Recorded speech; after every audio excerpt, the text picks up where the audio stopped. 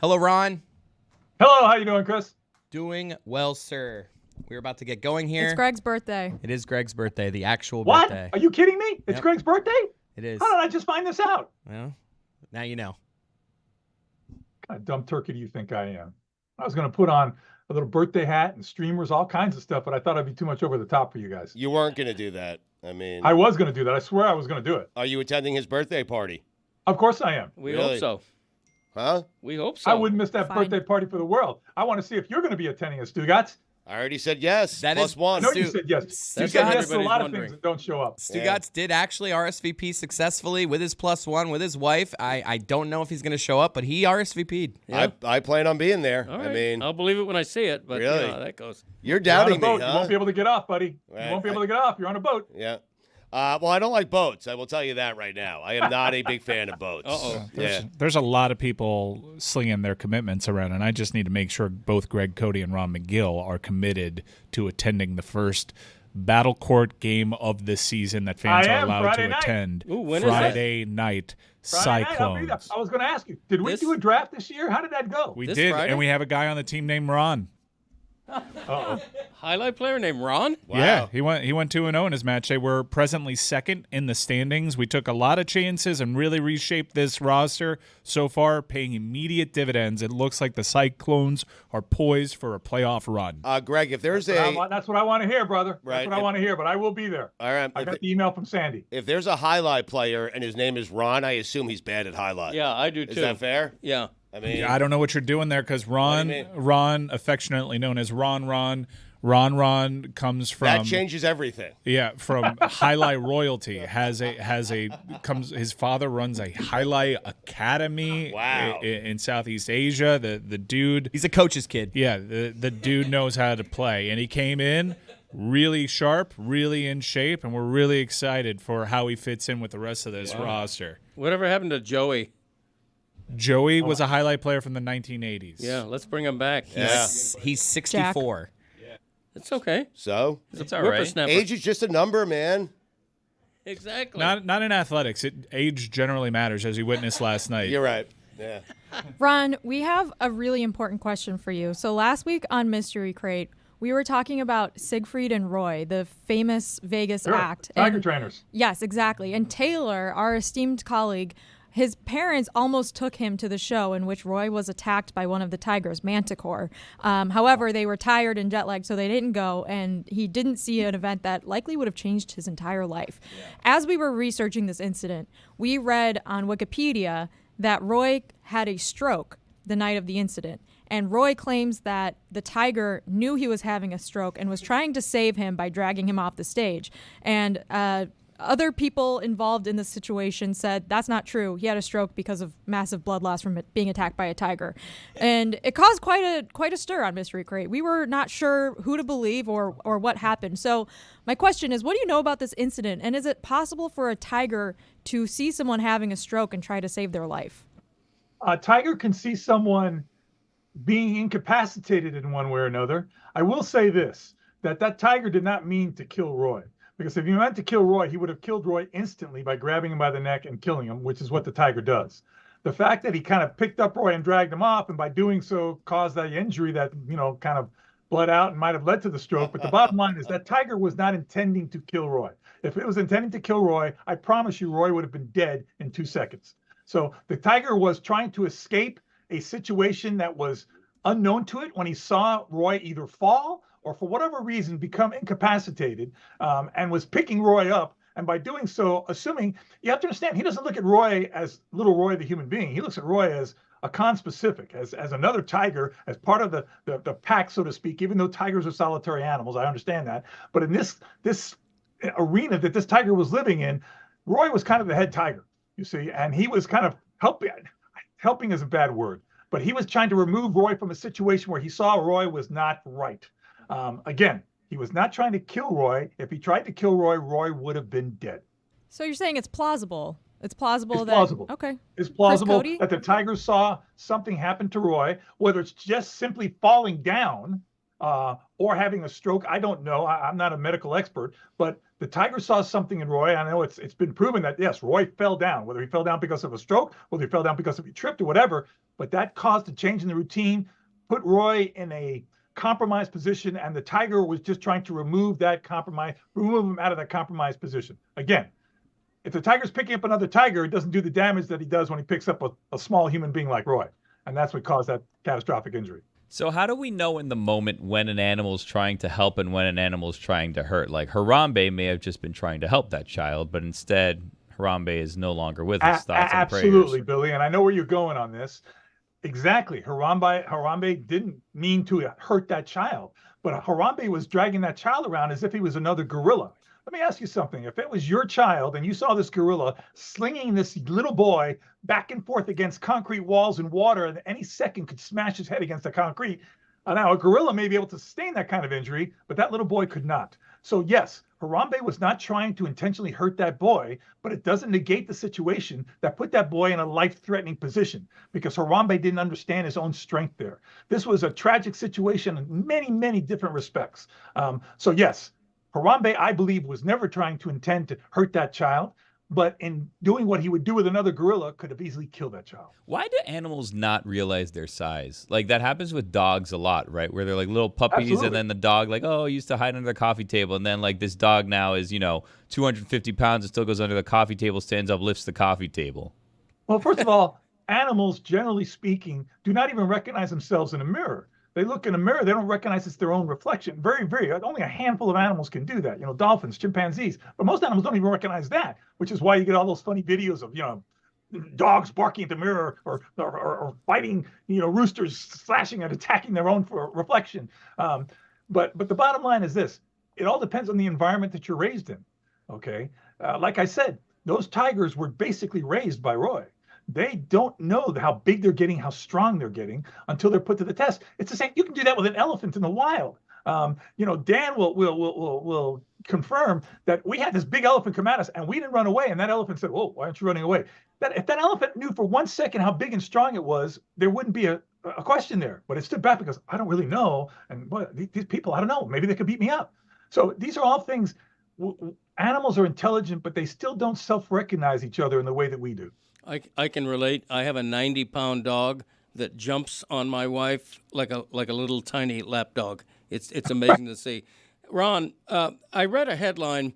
I don't know how to react to it. I don't know what to feel about it, so put it in perspective for me. Woolly mammoth de-extinction is nearing reality, and we have no idea what happens next. Yeah, we're going down a very slippery slope there, Greg. It's one of those things where, you talk about bringing back extinct species that didn't go extinct for any other reason other than natural evolution of the earth. This was not an animal that went extinct because humans went out and killed them. Okay, this was just a change in the planet that was a natural change. I think it's very, very dangerous when we start fussing around with Mother Nature. As much as I would love to see a live woolly mammoth, why would I love to see it? For my own entertainment, for my own fascination. What good is that doing the woolly mammoth? What good is that doing the earth, for that matter? It's just creating a curiosity thing. It's like the freak show. When you used to go to the circus, what good is it seeing, the bearded lady? Not doing her any good at all. It's doing us this fascination. So I'd be very, very careful. Now, if it was species that became extinct because of our neglect, because of our abuse, that's a different story. But this is a company that listen, again, it's a fine line you're walking on here, but they want to bring back extinct or endangered species. Okay, I understand that, but why did those species go extinct in the first place? It may have been a very legitimate reason for the evolution of the planet itself, and bringing them back may be setting us back away. So you need to be careful with that. And again, are you bringing an animal back from extinction just to make it the focal point? Now, I know there's people who are going to say, "Oh, isn't that what you do in zoos all the time?" No, it's not. Not good accredited zoos, okay? What we do is we have animals that are born under human care, that are here as an insurance policy against an uncertain future in the wild because of humans, because we're destroying habitat, because we're hunting animals out of their natural habitat. These are animals. The woolly mammoth is an animal that became extinct because of normal evolution of the planet. There may be a good reason for that, and bringing back a woolly mammoth could open up another Pandora's box. So I'd be very careful, and I'd be very, very hesitant to support these companies that are trying to do this, because it's going to be a windfall for them money-wise. Can you imagine you bring back a woolly mammoth, this belongs to us now, and you have to pay this much to see it? Okay, it's all about the money, Greg, and I'm not a big fan of that. Ron, I'm curious if you have read or seen anything about the new documentary Chimp Crazy involving the famous chimp Tonka and what your Yes. thoughts are on that. I have seen that. As I've always said, extremism in any form is dangerous. This woman is an extremist, to say the least. She's playing with fire, and she's doing something that is very, very dangerous, and trying to equate these animals with human children. She said, "I love these animals more than I love my children." That right there is a huge red flag. But the way she treats these animals and the position she puts herself in, I'll tell you, there's several scenes that I saw in the first couple of shows where she's lucky that chimp just doesn't reach her hand and just strain it right through the bars. And you can tell when they get very upset. This is a very dangerous situation. I think Tonka is probably still alive somewhere, because this is the kind of woman that would, do anything she could to protect her kid. And I can relate to that kind of love, but not for a chimpanzee and the perspective she's putting it into. These animals should never be maintained as quote unquote pets. They should not be dressed up in little onesies and put on with diapers. Listen, that's something that, oh God, you had to put that picture up there, please. This is getting, borderline insanity. She's a whack job. Okay, she's an absolute whack job. And when you watch the show, you'll see what I mean. I try to be as professional as I can in these types of things, but when I see programs like this and I see a woman like this getting a platform where she's trying to convince people that this is normal, it is not. It's not only not normal, it is dangerous. And it's cruel to these animals, as you can see the conditions that they're being kept in on those situations. I love a pissed off Ron Magill. Starts calling people whack jobs. Ron, we appreciate it. We will talk to you next week, my friend. All right, brother. We'll see you guys at the party soon. Battle Court Friday. That's the party he's referring to. Of course, right. yes. Stugotz, after week 1, Dan Orlovsky has dared to go where I have not seen a whole lot of other human beings go. Where'd he go? It is time to, quote, take a long and hard look, end quote, at Jameis Winston in Cleveland. Oh, wow. Oh, my God. I think he's right. 1 week and a real huge epic disaster of a contract. Stugotz, I don't know if you know this, but I believe I have it right when I say the only champion that there has been that is paying a quarterback more than 12% of its payroll is Patrick Mahomes. Like, that's the entire list. The amount of money that the Browns have put into this disaster is franchise crippling.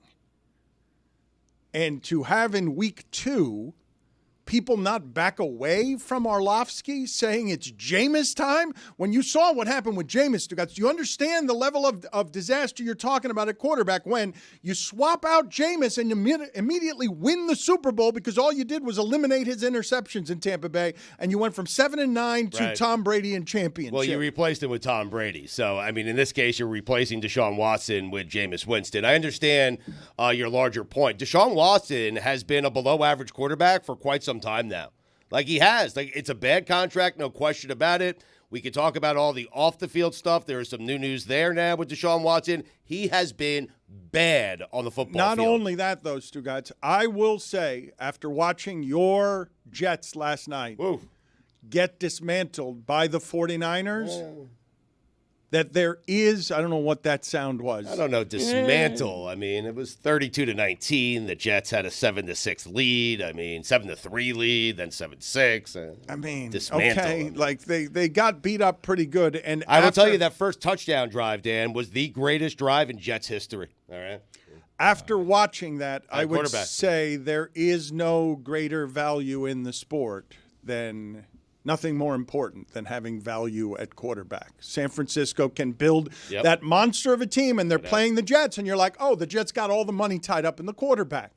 And the 49ers don't, and so they have players all over the field and don't have to have the great expensive quarterback. They did that without Christian McCaffrey last night. Amazing. Yes. I've got Aaron Rodgers takes, but I'd like to revisit the Deshaun Watson thing before we veer too far off of it, because there was another allegation, a lawsuit that had been reported on, and the details are out on the internet, and you should read that. Have some discretion before you do, because this is being painted as a sexual assault allegation. The details make it very clear that what allegedly happened here was a rape. That is the allegation. This is really vile, really violent, really terrible details that are going on there. And now the football aspect of it, because there were a lot of people that were ride or die with their Cleveland Browns and stuck with them and defended Deshaun Watson. And a lot of people are now engaging in bad faith conversations. It's like number 27 was a bridge too far for you.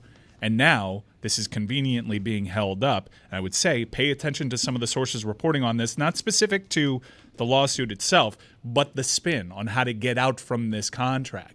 Explore some of those sources and how tied they might be to people in Cleveland's front office. Now it seems that there is going to be a reaction to this allegation that will be far more outsized than the previous Brutal. previous allegations. Like the coldness of what Mike is saying there, Stugotz. Yeah. That the number of people who will defend this behavior if they think their quarterback is good, and then the strategic leaking on stuff that makes you wonder, are they trying to get out from under the contract? Because now everyone can see it's a horror.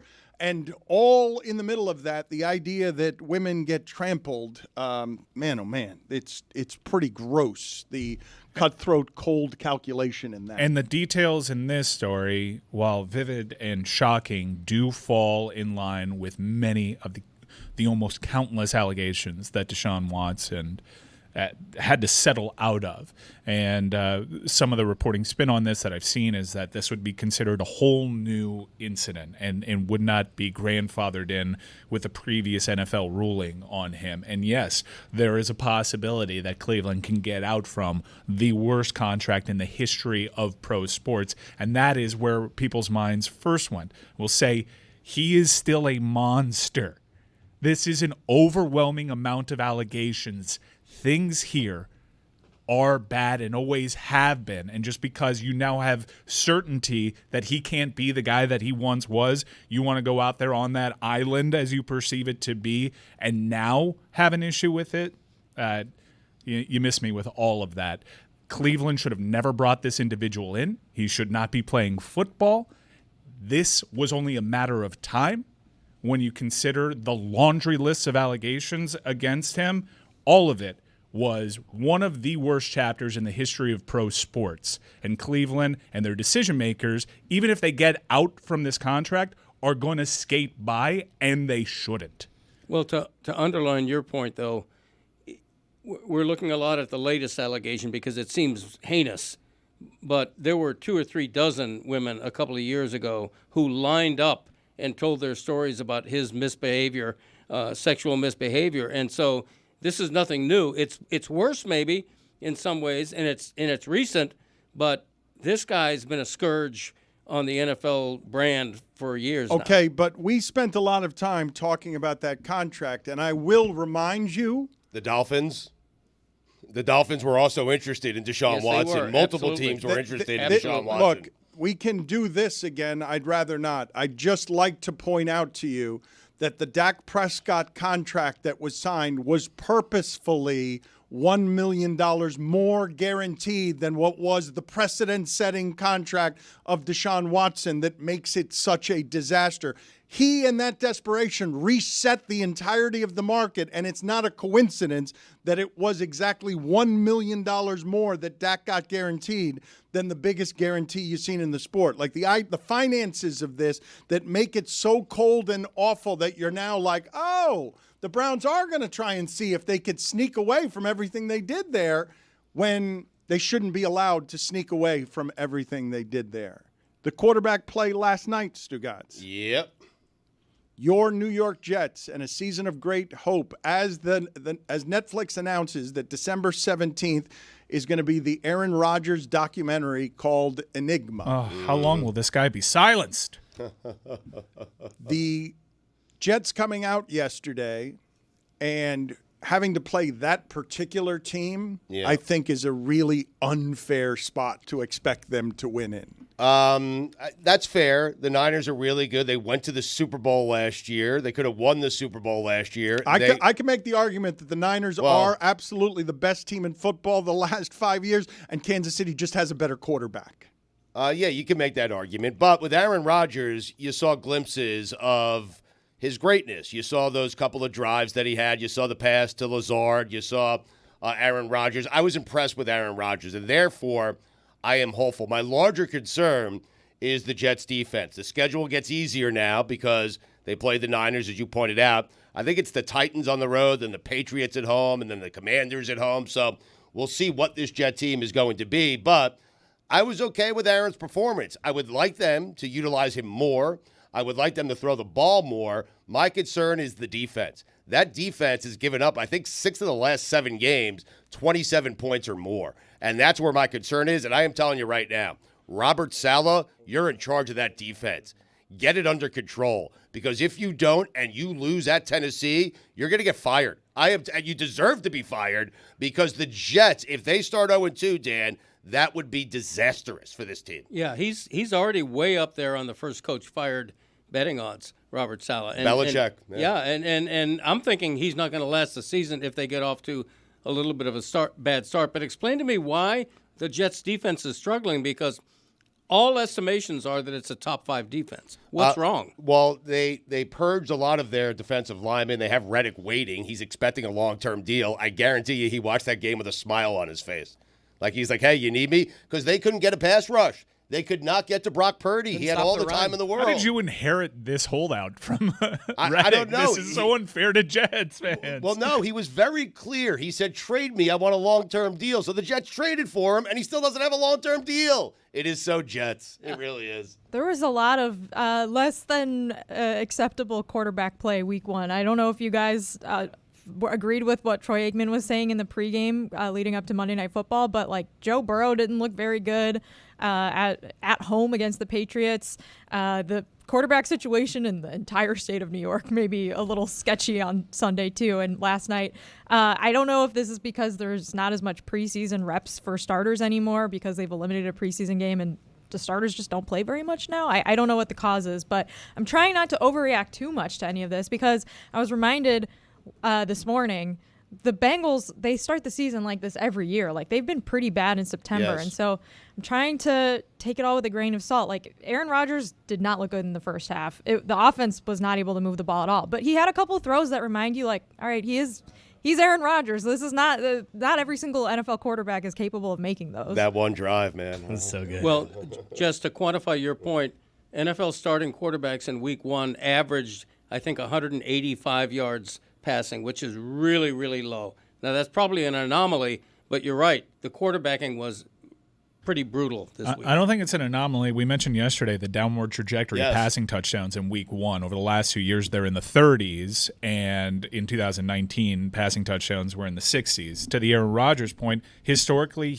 whenever he doesn't play in a preseason, it's why he's kind of prickly about it, because he wants to get action in there. Whenever he has a preseason in which he doesn't see the field, he tends to struggle in week 1. But I want to get back to what Stu said. And yes, I will concede that Rodgers still has zip on the ball when the opposing team jumps off sides and he realizes he has a free play and there are no consequences. He can throw it downfield and look very good. But that stat line that he put up last night is what you drove Zach Wilson out of town for. Fair. And this dude, it's been a long time. I'm talking about close to 10 years where he's actually been pretty conservative with the ball. Yes, his arm is explosive. He is a dynamic talent, but he's also really ultra conservative. Even in that drive where he looked supposedly really good to you guys, there's a bunch of 7-yard slants to Garrett Wilson. Here's a stat But he for throws you. a great 7-yard slant. Oh, he does. Yes. Very powerful. You can hear it. You can hear it when he throws, Yes. which is why I want to see him like uncork it a little bit and stop being so cautious, because here's a shocking stat for you. Tom Brady has thrown 10 300-yard passing games since Aaron Rodgers' last 300-yard Get passing outta game. here. In that span, Tom Brady had 2 400-yard passing games. You are lying to yourself if you think Aaron Rodgers is the dude he was 4 years ago. This has been a long decline. Now, he still may be very good, and the throws, some of them, would certainly reflect that. I would say open it up more. Be less cautious, especially since you have what appears to be a good defense. Hopefully last night was an isolated instance, but this was a 40-year-old quarterback that looked every bit as rusty as someone coming off an Achilles and someone that we haven't seen play very well in a little bit of time. Look. I tend to believe, Stugotz, that defense doesn't just carry over year. I don't believe that just because the Jets had a good defense last year that you can then assume that it will be as good or better. There are certain things that Kansas City does that no matter whether they have the second youngest defense in the league or not, they tend to be pretty good at defense. But I really don't think that you can simply assume that the Jets defense will be what it was last year. I do think that you can assume, though, as Mike Ryan says, that Aaron Rodgers has been more conservative. Aaron Rodgers prides himself on changing football because the quarterback needed to have 5 interceptions a year, and the Jets will be a good deal better than they were last year, even if their defense is worse, if they simply get quarterback play that's not totally incompetent, which I don't think Aaron Rodgers will be incompetent. He may be conservative, it may be 180 yards, but he's not going to do a lot of dumb stuff. I don't need Aaron Rodgers to be the back-to-back MVP. I need the last season in Green Bay of Aaron Rodgers. That last season would be the greatest season a Jet quarterback has ever had. Which is weird because it was his worst season as a Green Bay Packer. I know, but so the defense, Dan, is a concern, not just because of last night. Going back to last year, no, Dan, they have given up 28-plus points in 6 of the last 9 games. The only reason I say last night doesn't even count is because I expect San Francisco to always get 30. And Peyton Manning got mad at Ayuk yesterday because Peyton Manning is now the voice of management somehow. Ridiculous. He's exhibiting total quarterback privilege on I never had to actually fight for a contract. I got paid all the time, and so my receivers need to get their asses in camp. Don't talk about another man's money. He just got so mad at Ayuk for dropping a ball because that was just total quarterback privilege from Manning. He also lost it on the CFL offense of the San Francisco 49ers, where Jordan Mason, who's being celebrated in the press despite going at them afterwards, which I found interesting, even though with the added context, I kind of get it. He was losing his mind at Jordan Mason's early breaks off the ball because there were 2 guys in motion, 2 guys pre-snap going forward. You can't do that in the NFL. Peyton Manning was having an aneurysm on the air watching this play out. Billy agreed with him. He was also upset with Ayuk. Yesterday was an annoying game for Billy's Bets Big Board, brought to you by. We had the Jets being the first team to score a first down. It ended up cashing, but it took 3 drives for the Jets to get a first down, in part because of what Mike was saying. Aaron just wouldn't throw the ball forward. Kept throwing little screens and little things backwards. It was very annoying. And Ayuk, how about you catch the ball, buddy? You held out. You made this big stink about all this money. Had like 2-3 drops. All we needed was 4 catches, over 3.5. Just keep dropping them in the end zone, dropping them in the middle of the field. What's his deal? Catch the ball. That's your deal. You are holding out so you can get all this money to catch the ball. They're giving it to you. Catch the ball. Thank goodness they got out to that big lead. Thank goodness, Stan, because we had Brock Purdy under 31.5 pass attempts. At the end of that game, they stopped passing the ball. We literally were going way over. Finished out at 29, 2-in-1 day. It is hard for me to articulate to you how much suffering Stugotz has had to endure the entirety of his childhood and adult life when he's looking at a 13-point loss in which Aaron Rodgers throws for $150. He's like, I got my quarterback. I've got the future. He's the best quarterback in the history of the franchise. I will tell you that. And, Dan, here's the thing. I've never had this feeling before. When they were down, I didn't feel like we were out of the game. But you were. You were so out of that game. Well, no, it was 16. They had that drive. Breece Hall got a first down. Robert Saleh did not challenge it when they spotted it as 2nd and 1 instead of 1st and 10. And then they didn't get a first down after that. I knew that was going to happen. Robert Saleh should be fired. They're going to wait if he loses a couple more games. I would have fired him today. Here we go. Dan, what if Belichick calls? What do you do? Did you He's not got Will Levis You're next. Woody Johnson and Bill Belichick picks up the phone today. Did you not get enough of a reaction when you said I'd fire him after Tennessee? Were you disappointed that we didn't give you what you wanted? So you I wanted to push it up. So you moved up the take? Yeah, the schedule has changed. I would fire him today, right now. You changed your mind over the last 17 sentences. How do you not challenge that? Breece Hall, it was obvious he got a first down. How are you firing a coach when you said you were happy with what your team did last night? I was happy with Aaron. That's it. The defense is on Saleh. He came in as the defensive guy. It's a weird thing that you got. Bad. So Listen, thirsty for a quarterback. You hire this coach, Robert Saleh, you get Aaron Rodgers. You don't have to worry about the offense because Rodgers handles the offense. You have to worry about the offense. Not with Rodgers there. Saleh comes in, okay, and he's in charge of the defense. And that defense that he's in charge of has given up 28-plus points in 6 of the last 9 games. Fire him yesterday. Okay, very good. Let's do back in my day.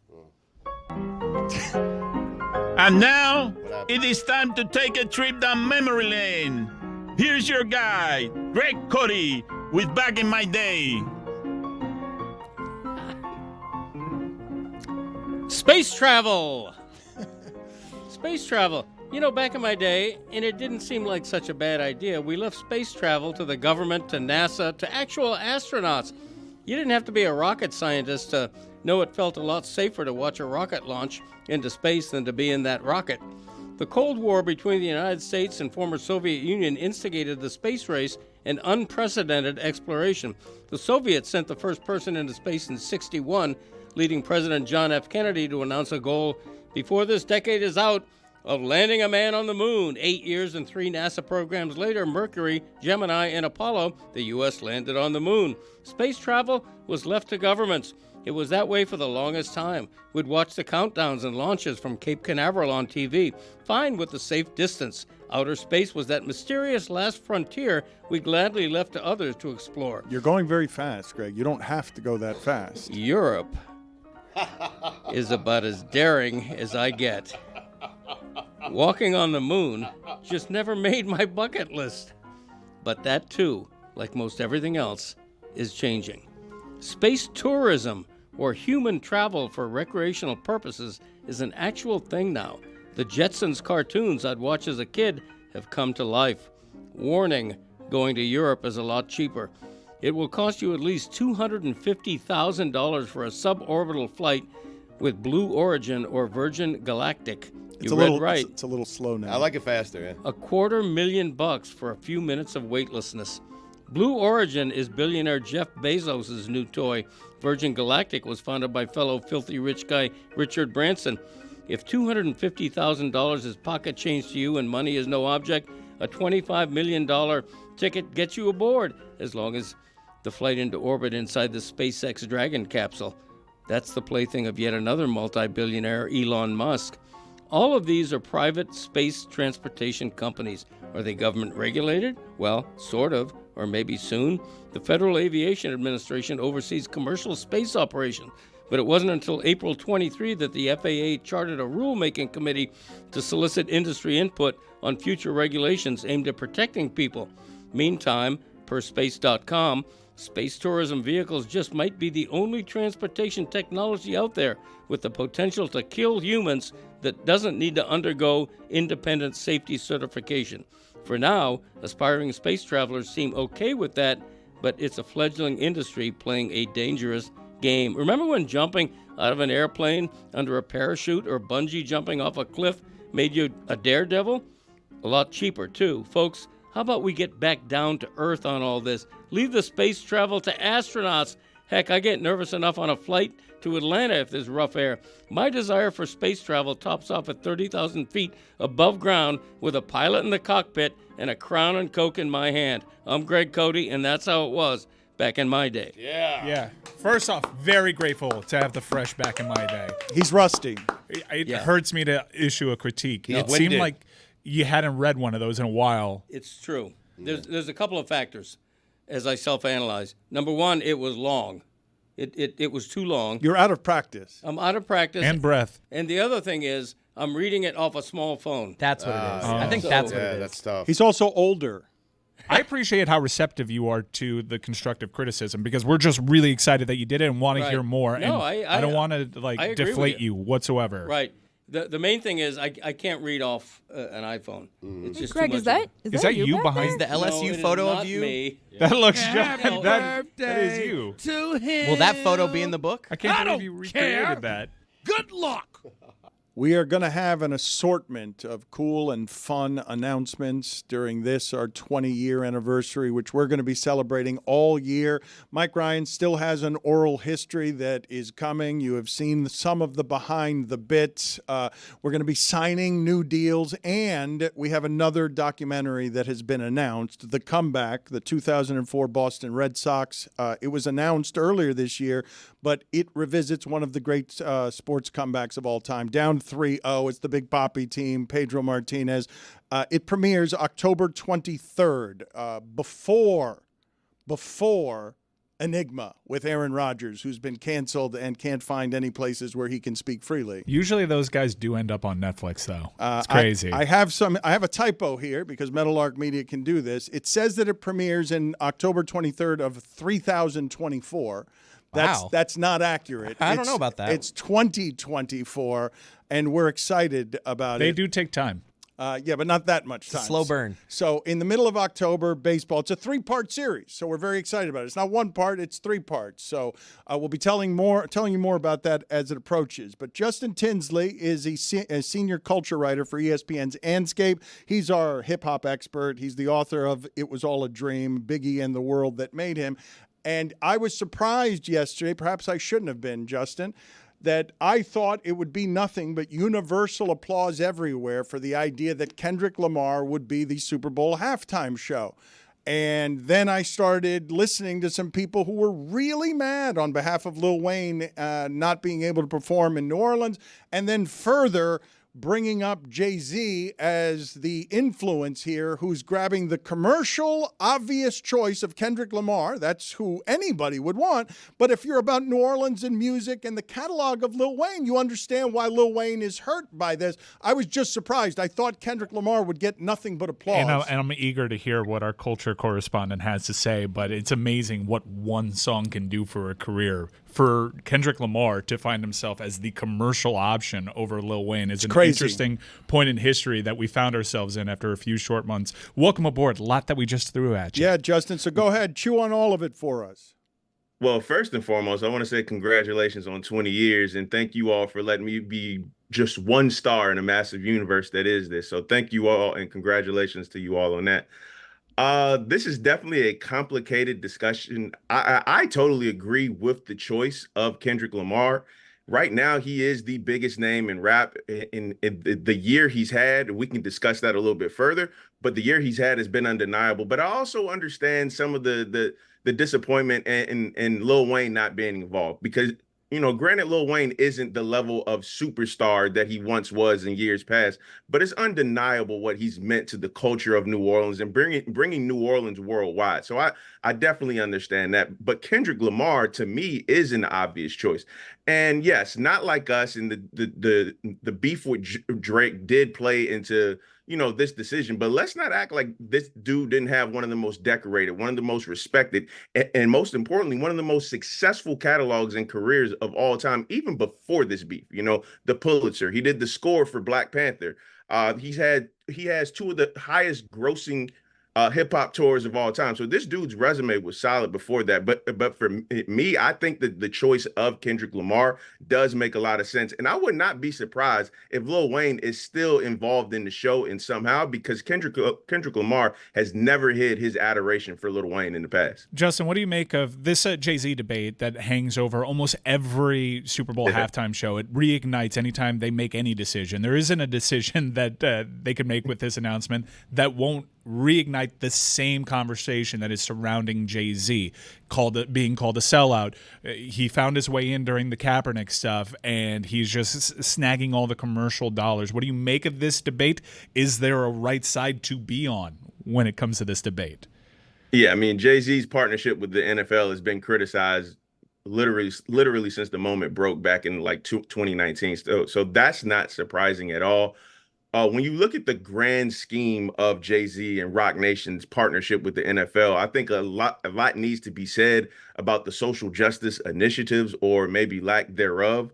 But I think, at least in terms of his involvement, Roc Nation's involvement with the Super Bowl and the halftime show, I think they've knocked it out the park. And especially in recent years, when you go from The Weeknd and obviously what they did in LA with Snoop and Dre and Kendrick and Eminem and Mary and so on and so forth, that won an Emmy. Rihanna in Arizona was the highest rated TV program of the year, and obviously Usher in Las Vegas last year made a lot of sense. So I think from the entertainment standpoint, they've more than delivered. Now, the social justice standpoint, that's simply a complex discussion that honestly we could spend the next 3 to 4 hours talking about, because you just don't know what that level of impact with Roc Nation and the NFL actually is.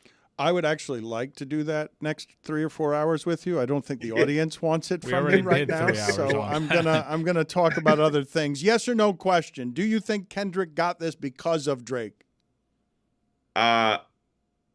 It's not a yes or no question, but yes, I do believe his beef definitely, and his performance in that beef that they both willingly engaged in, mind you, definitely led to that was part of the decision that went into it. Yes. You mentioned the year that Kendrick Lamar has. Go ahead Yes. and put it in perspective for us, because there haven't been a lot like it.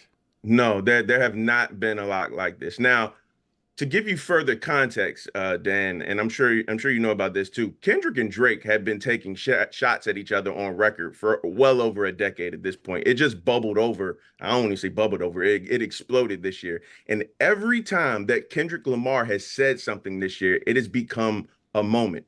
You go all the way back to his verse on Future and Metro Boomin's Like That, the song that eventually became the #1 record in the country, where he quite visibly called out J. Cole and Drake, and then the rush of battle records after that from both Drake and Kendrick Lamar. Or when you talk about Euphoria, which I believe honestly was the best record out of the entire spectacle between both of them, 616 in LA, the way he responded to Drake's Family Matters during the NBA playoffs, mind you, with Meet the Grams, which is one of the darkest rap records I've ever heard in my life. And then to follow that up with the massive hit that is Not Like Us, which at this point now it is on the pantheon of all-time great hip-hop battle records. It is in that conversation with Tupac's Hit 'Em Up. It is in that conversation with Nas's Ether or Ice Cube's No Vaseline. And it is the most commercially successful battle record of all time, which may.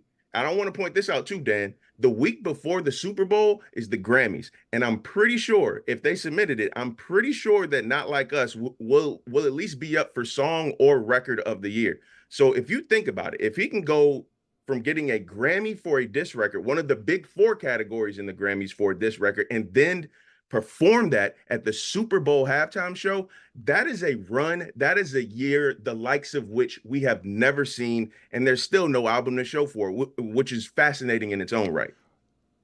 Give me your most honest appraisal, using the writer's imagination that you have, for Drake receiving the news that Kendrick would be the halftime show. My heart would have had to sink to my stomach.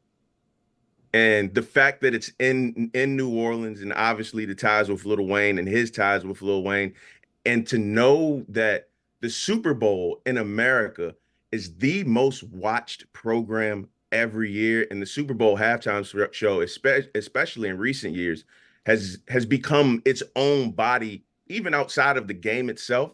And to know that Kendrick, obviously, I wasn't in these discussions, I wasn't in these boardrooms, but I cannot imagine Kendrick Lamar signing off to do the Super Bowl and being told that he cannot do that record.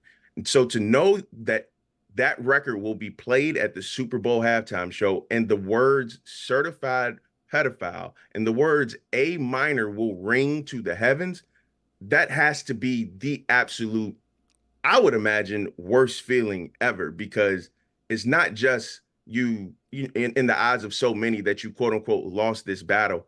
Now it's just digging the knife in further. And this moment will be a part of both of their legacies, both of their stories. And this doesn't take away from any of the hits that Drake had before this beef. I've long said that he's the greatest hit maker in rap history, which I still believe he is. But you're never the same after a battle like this. And you'll probably never be the same after a moment like the Super Bowl, if it actually does come to fruition and he does Not Like Us. But one of the crazy things about everything you're describing here, Justin, is that Drake before this was commercially viable enough that you could have him be the halftime show and no one would object. And I just don't think that there's any way that Kendrick's that. I love him as a lyricist. I think he's wonderful as an artist, but I don't think of him as commercially viable enough to be the halftime show. The biggest thing in pop culture. Even though I love his work, I don't think of him in the same category as Drake and being that accessible as pop culture. Now, I will say, I'll push back on that a little bit with you, Dan. Kendrick is commercially successful. He's just not commercially successful in the way that we see Drake. Now, Kendrick had his debut album, Good Kid, Mad City. It holds the record for the longest charting hip hop album of all time at well over 300 weeks. I mean, all of his albums have gone number one. He has several number one hit records himself. And also, this is very, very important as well, Dan. He is one of the single greatest live performers of all time. He will put on a magnificent show. And I guarantee you, when you watch this halftime show, you're going to be like, yeah, that was a big record. Yeah, that was a big record too. And obviously the Super Bowl halftime show was 18 to 20 minutes. He can damn sure put together a show in 18 to 20 minutes that I think will put him in the pantheon of the all-time great Super Bowl halftime performers, because he is that great of a live performer.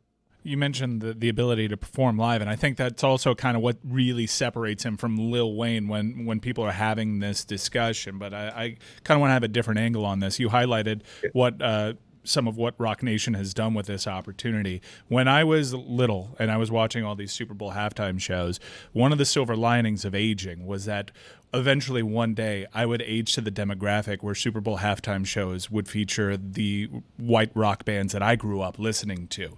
And now I'm here, and it's been a decade-long run of not having old white rock acts at the Super Bowl halftime show. At what point is someone going to speak up to this injustice? I think so. This is the last year of Rock Nation and the NFL's partnership. They signed a five-year agreement back in 2019.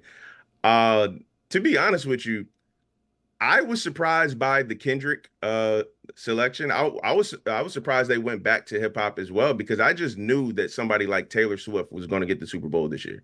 It seemed, Taylor, no pun intended, Taylor made for her to get it. Let's stop throwing bones to the youth of America and throw a bone to the underserved demo.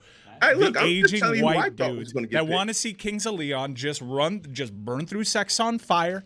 Okay, maybe a little of the old stuff. I think you somebody. Get back to that.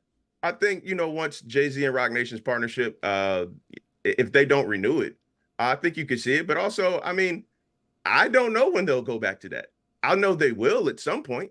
It won't always be, hip hop artists leading the Super Bowl. But while Jay-Z is there, that was a point of emphasis for him. He wanted to bring that culture to the biggest stage in American culture, which was the Super Bowl. And if you go back to the Super Bowl in 2019, when Maroon 5 was the headliner, that Super Bowl was widely panned for being one of the more lackluster, I guess you could say, halftime shows of all time. But Kings of Leon and other bands, I don't think they're forever exiled from the Super Bowl. I just think Jay-Z wanted to make sure the genre that made him an internationally known name was put on this stage, when for so long, that just wasn't the case. I appreciate your sincere answer to a ridiculous question. Yes, you shouldn't have answered it that sincerely. I was about to pivot to Goo Goo Dolls. Yes. Hey, look, man, maybe Radiohead one year. No, I'm just joking. I do think I can guess with 100% certainty. I'd be willing to guarantee it, actually. Lil Wayne's going to be featured in the halftime show. Like Kendrick will bring him out. He's a Drake guy, though.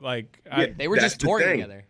That's the thing. See, I do believe Weezy will be involved in that halftime show in some regard, just because it's in New Orleans and so many people feel he have to be there.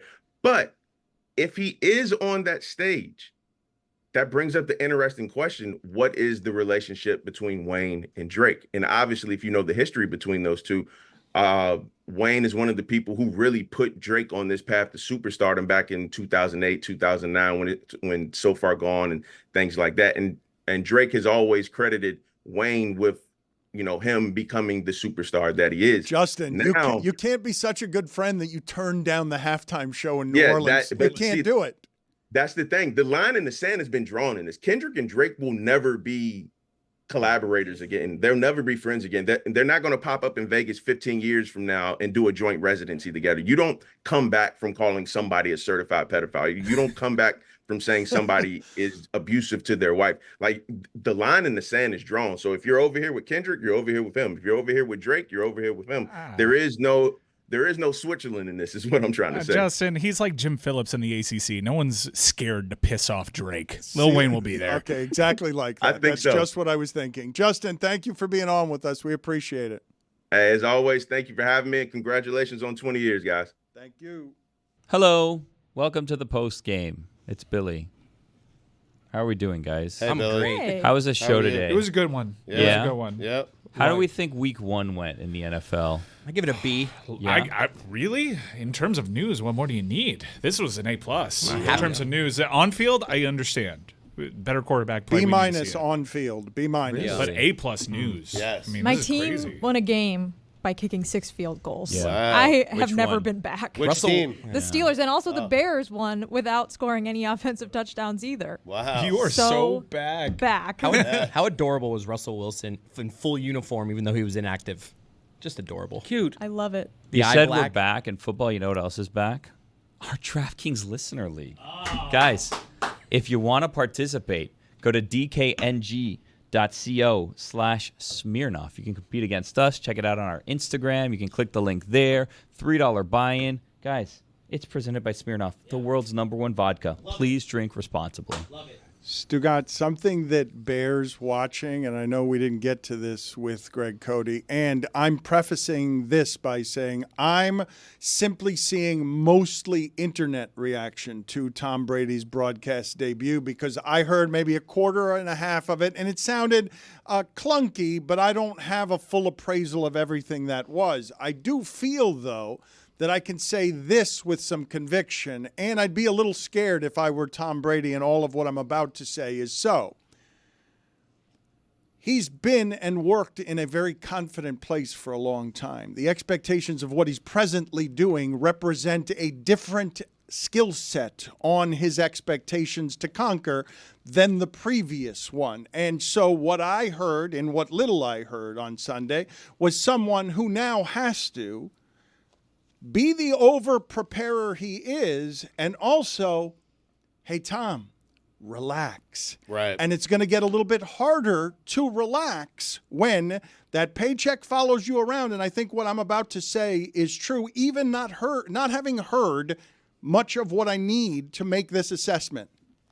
You can make the argument because there's professional broadcasting all over college football and pro football that Tom Brady was among the worst or the very worst doing it this weekend, just based on lack of experience and what sounded to my ear to be off because he doesn't have any training in this other than the practice he did before the season, and he doesn't have any training in it with the amount of pressure that he had last Sunday that now becomes a different kind of pressure next Sunday because he wasn't very good at it. One of the worst, but the most famous. I mean, right? The most famous guy calling a game this past weekend. I give Tom credit. I really do, Dan. Give him credit for going outside his comfort zone. Tom Brady doesn't have to do this. There really isn't tremendous upside for Tom Brady. Well, there's the money. Yeah, there's like $370 million. There I is understand that. tremendous Does upside. Tom Brady come off as a guy who needs money? He doesn't have to do this. He's doing something that's outside his comfort zone, and I don't worry about Tom Brady putting in the work to get better at this. I think eventually Tom Brady will be good. Rough start. Granted, I watched it and I winced, but I think Brady, with work, with confidence, will eventually get better at it.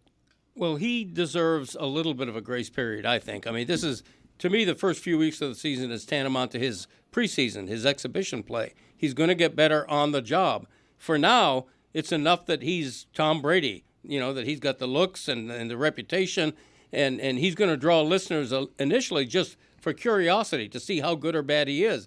Eventually, though, he has to be damn good.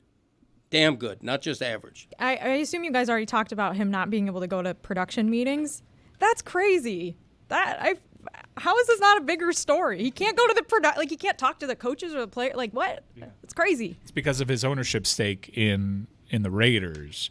And they're working towards a solution. I think ultimately the solution is he just sees a team that he wants to come back to and he ends up playing on it, and then we forget about all of that. Exactly right. I do wonder, Stugotz, when you talk about he'll get his confidence, it's a pretty tough situation to get it in when you're doing all the learning on the job in front of everybody. And again, I know he's done this before on a football field, but it's just an entirely different skill set. When has Tom Brady had to know the the regimens of how to do the job he's presently doing. When have you heard him communicate well, charismatically, in a way that... With Jim Gray, let's go.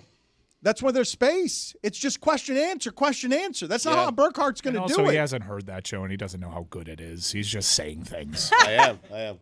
I had a great weekend, by the way. Because? Why? That's all. Oh. Happy birthday to him. I don't care. Good luck. Happy birthday, Greg. Yes. Yeah, Greg. Thank you all. Thank you for coming in. I appreciate it. Thank you all. And Very thank you for the nice. back in my day, sincerely. All right, it'll be better, and the next one won't be read from an iPhone, and will be shorter. That needed editing, much like your beautiful soliloquy about Really? me. That was his gift to you, Great man. book end of the show. The monologue?